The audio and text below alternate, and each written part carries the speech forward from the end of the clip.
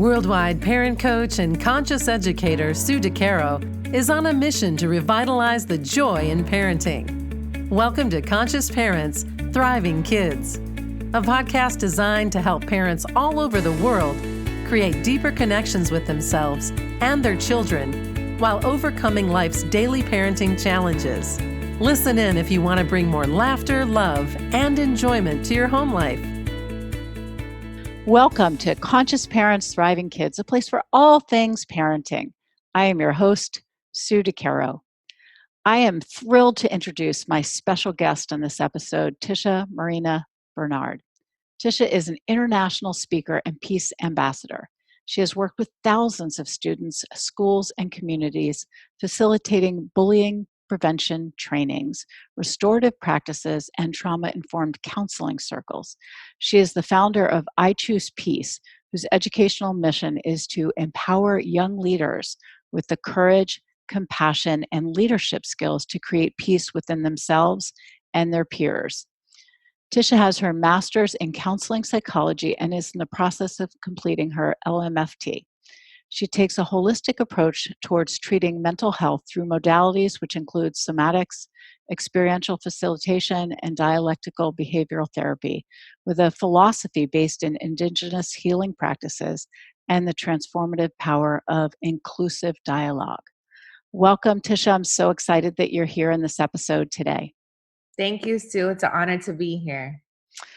Well, let's dive in because I'm really excited to share with our audience the power of your work and also talk about something that is so powerful in our society today, which is bullying, or as you like to call it, something different. I'll allow you to go into that and talk about the bullying process that you see in this world. Absolutely. So yes, I would like to start with a very important difference. And the word bullying is used as an overranging term for a lot of things. And what is resulting from that is, one, it's not being taken as seriously at times, and two, it's not identifying what's really going on. So instead, I choose to use the word mistreatment, because that allows us to break down what is actually happening. It allows the students I work with and young people to really understand what behaviors and what actions are taking place and how that is participating in mistreatment versus bullying. Often the word bullying is also seen as a physical interaction. So when we think of physical fighting, that word usually comes along with it. But when we look at mistreatment, then we're able to identify very simple actions that may not be normally seen as something that's not kind, where in fact it actually is. That's such a beautiful representation of both words, and thank you for clarifying that. What do you find when you use out in the world the word mistreatment? What do you find the response that you're getting is to that word, and a different way to look at what we're talking about in its larger scope? I think mistreatment is such a powerful word because when I sit with young people and we discuss the action of, let's for an example, exclusion. And so we talk about what it looks like when you're at campus and you notice that there are those students that are sitting alone with nobody to talk to. Or you notice that, there's games playing and somebody says, no, you can't play with us, you suck. And to break that down to say that's actually mistreatment, that is exclusion, that is a form of mistreating somebody else. And that alone opens their eyes to, well, I didn't realize that was mean. Had no idea somebody's feelings were getting hurt.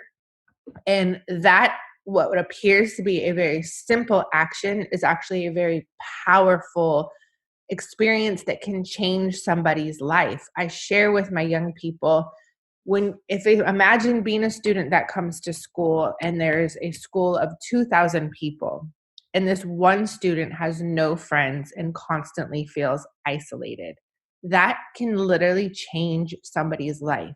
So I explain to them the power that they have to simply say, hey, come sit with us and get to know the person. that alone, and when I tell them they have the power to change somebody's life and they have the power to save somebody's life. And that one day can be the one day where that student says, you know what, somebody talked to me today. I'm going to try this school thing again another day.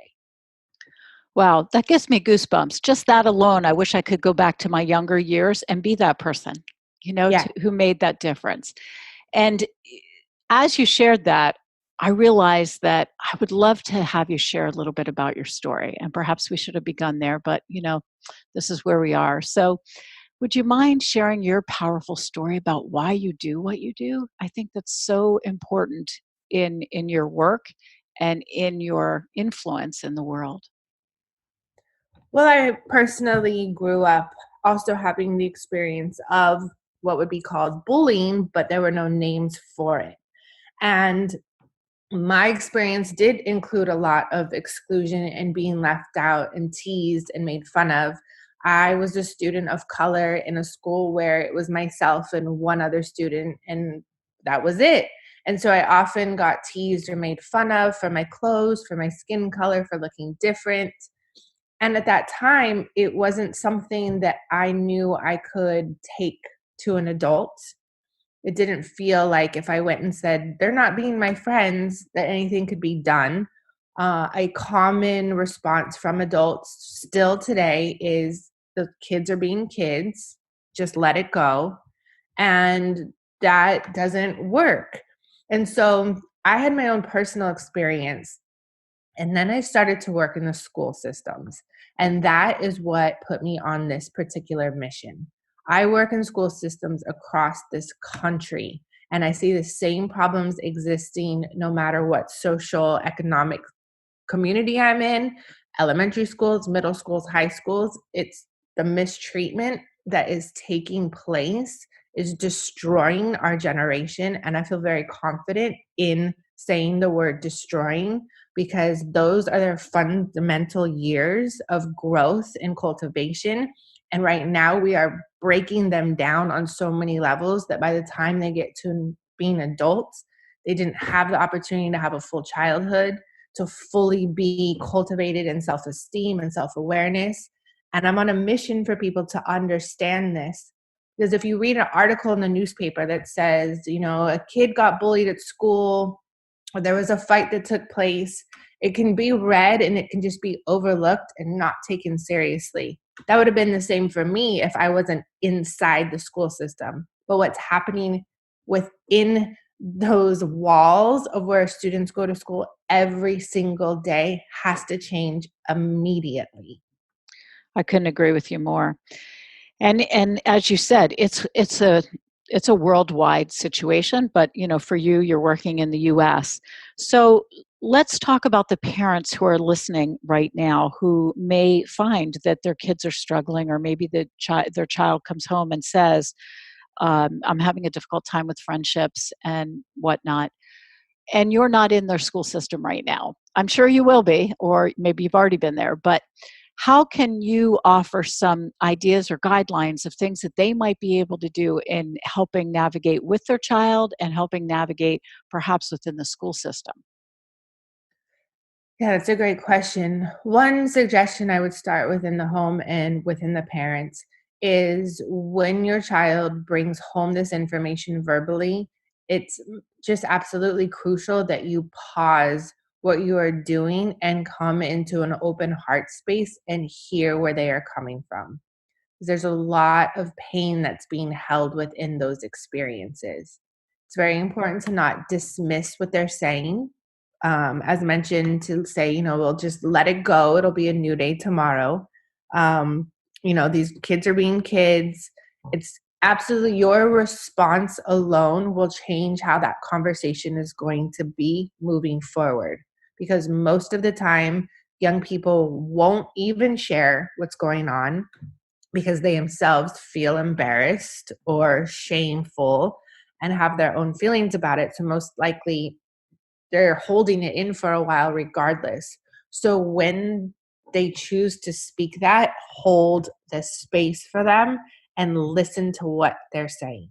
Really be present. You're off the phone. You're one-on-one with your child listening. and acknowledge them before any solutions. Acknowledge them for the courage it took for them to share that with you. Mm. If you have any personal experiences, bring that forth and make that connection. One of the most powerful things I've also experienced with young people and humans alone is that when we discover we're not alone, we're able to open up and like, wow, I'm not the only one experiencing this. Like, mom, you had this happen at school 20 years ago. And it opens that expansion of, okay, I want to listen more. I am not alone. So those are my very first suggestions: is be present, listen, hear. Then involve your child with the solutions. Please do not immediately on your own as a parent go to the principal or the teacher and demand a solution or a change. That can sometimes make it worse. Involve your child in what they think or feel would be a solution.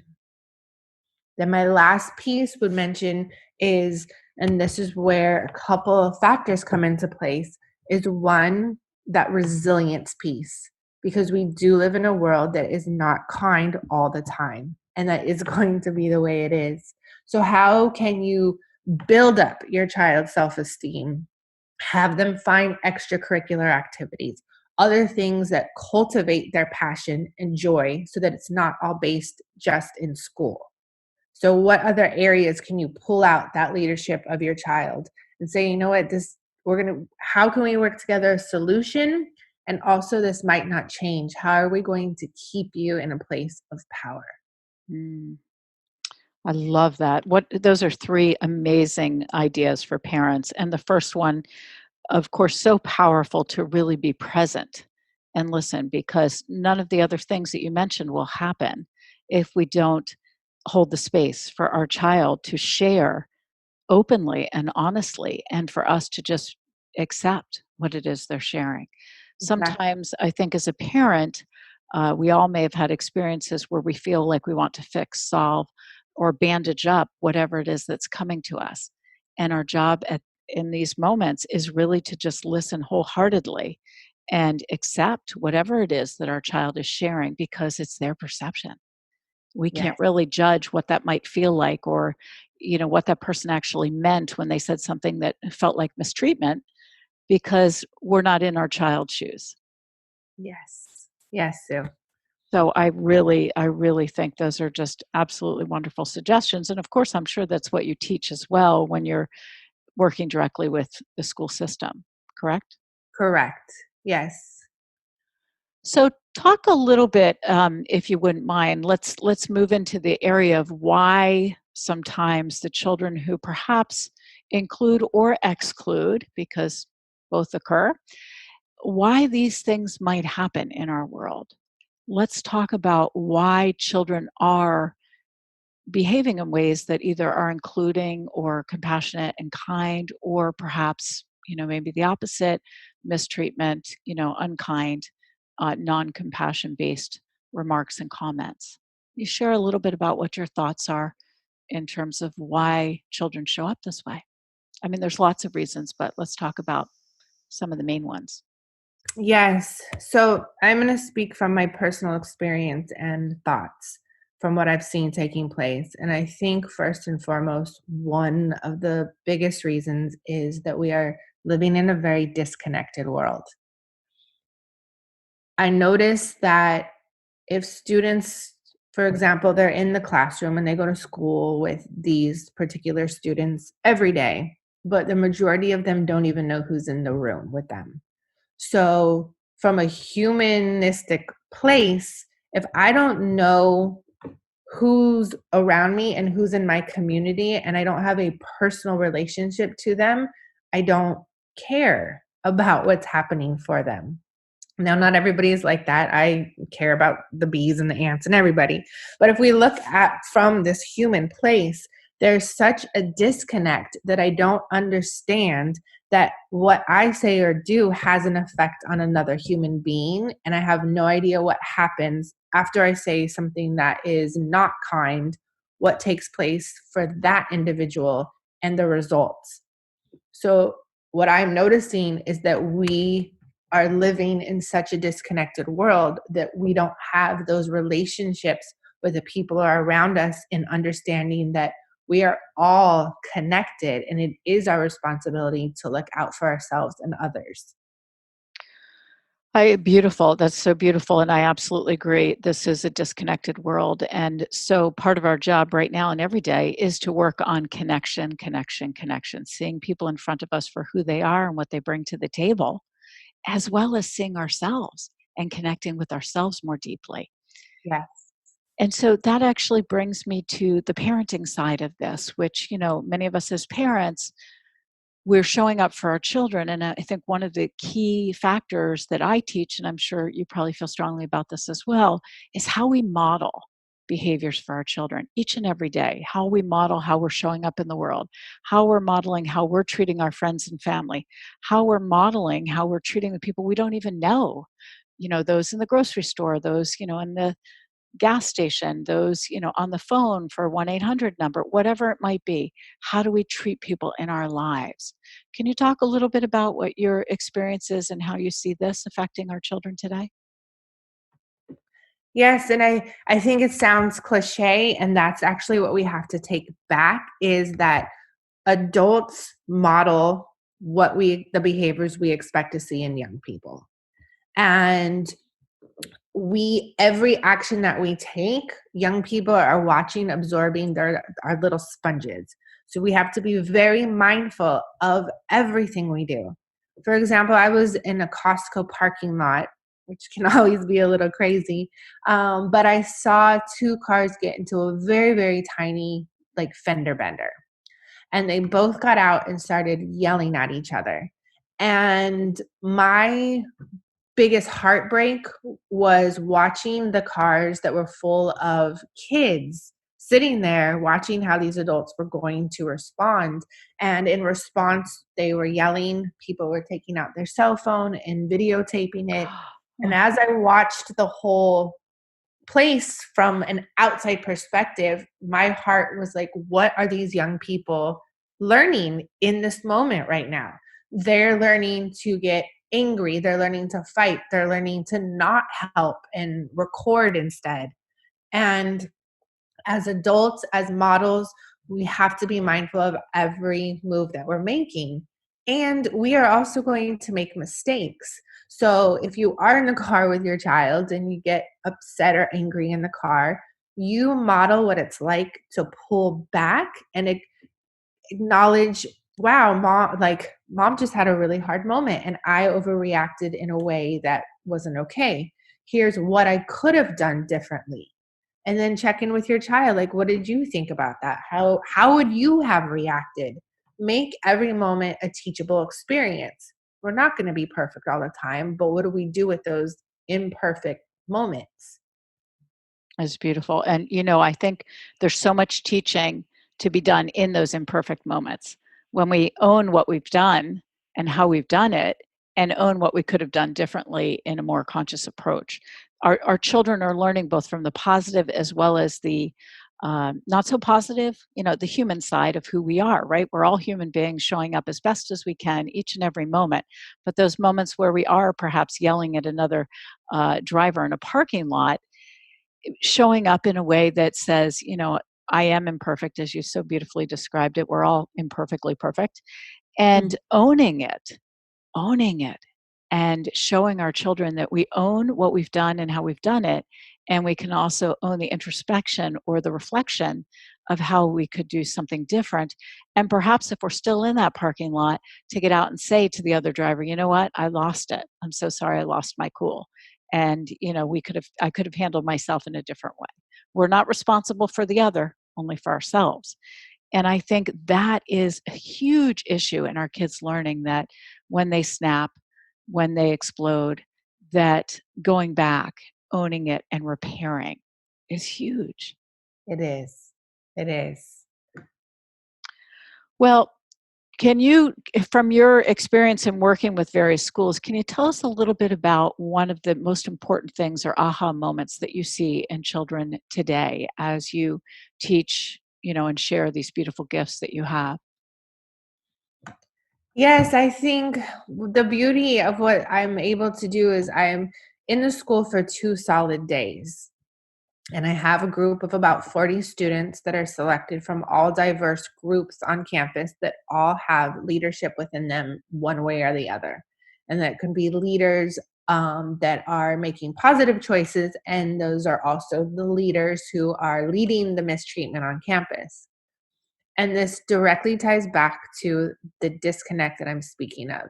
It only takes 2 days for these students to come together as a group and as a community and decide collectively, wow, we don't want mistreatment at our school anymore. Let's make a change. And when these students come in the beginning of the day, most of them have no idea who is in the room with them. They're like, yeah, I see you around campus for the last 3 years, but I don't know who you are. And once we establish connection and empathy of there's many games, or I'm sorry, activities that we do in which we start to see how we are all the same versus different. And those moments where the two students that I have in my room that have hated each other for 3 years, both, and I'm speaking from an actual experience, both came together and realized, wow, I've also lost a parent to a death. I've also been in the foster care system. I've also not been known how I was going to eat. And once they looked at each other from those eyes of like, we're actually the same, they became best friends. Wow. So basically, the connections that are built are really the ahas. We are the same. We are one. We can be friends. We don't have to be living in this discord. We can appreciate each other. Yes. And one of the Ah, things I tell them also is like, look, I don't expect for you all to be best friends. There's going to be the people in this world that you don't like and people in the world that aren't going to like you. But we have to exist together. So, how can you show up in this world with kindness, whether you agree or not with those around you? That's our personal responsibility, not as just young people, but as adults. How do we show up in this world in a kind way, whether we are connected or disconnected? We have an individual responsibility to walk in peace, to walk in kindness, and walk in respect. If I am sitting in the room with you, but I don't agree with your beliefs or your systems or whatever it may be, I have a responsibility to stay in my own inner peace and choose to acknowledge you as a human with your own strong values and beliefs and still create a peaceful situation. that's wow, so powerful. And so, for every parent listening, it's important for us to look at our own practices in our own life and look at how we are existing together with others with kindness and respect and peace, as you so beautifully described it. And being personally responsible for our own actions so that we can teach our children from showing them, modeling them for them. Yes. Wow. It's the work that you do is not only so necessary, but so powerful. I'd love to share your website for those listening so that they can visit. It's www.choosingpeace.org. And can you tell our listeners a little bit about where else they can find you and anything else that you'd like to share before we come to a close? Yes, you can find me on my website. And also, I think, and just to bring a close, is just to remind us that we do have a human responsibility on this planet and we can make it such a beautiful one. And when we do choose to seek opportunities in all that surround us, our lives can change. We're in a very powerful time right now in which we have conscious decisions on how we are going to move forward. And what ultimately is going to get us through these times, whether it is in the moment that we are in now or any other time, is how do we work together collectively and within community? That's what will always bring us together. And whether you have a home with one child, that is a community. So it doesn't need to be a large gathering of people, is how can one parent with one child seek to learn and to understand how to treat each other and treat the world around us, because as we know, it is a ripple effect. If I model kindness to those around me and they see the unfolding of that, they're going to go be kind to somebody else who's going to be kind to somebody else. There is a power in one. So that's what I want to leave, is there is power in one person with the way that you model behavior and actions, because it will become a positive ripple effect. And the time is now. The time is now. And humans are wired for connection. We're wired to be connected in community. So why not do it with this beautiful ripple effect of kindness, peace, compassion, and respect? Yes. Thank you so much, Tisha, for all that you do in the world and all that you help to shift and change in our young leaders and the next generation. It is so valuable and so important, and I so appreciate you. Well, thank you. Ultimately, they are my teachers. I just get to be in the room with them so that we can learn together. I love that. To our listeners, thank you for joining us. And remember, every moment is a new moment for conscious connections. Thanks for listening to Conscious Parents, Thriving Kids. If you like what you heard, the best compliment you can give us is to share this podcast with a friend. And be sure to give us some stars and a favorable review at Apple Podcasts or wherever you listen in.